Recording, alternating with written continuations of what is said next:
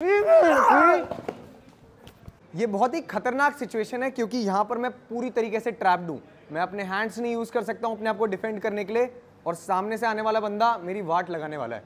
सो बहुत इंपॉर्टेंट है कि जितना जल्दी अपने अवेलेबल टूल से मैं इसे न्यूट्रलाइज करूँ।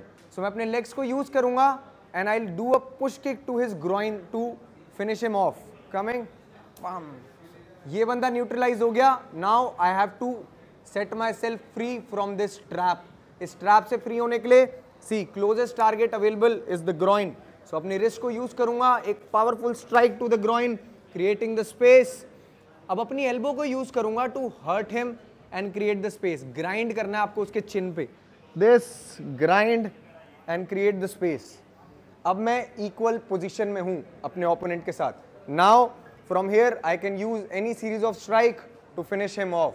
सो palm strike, elbow strike, finish and run away.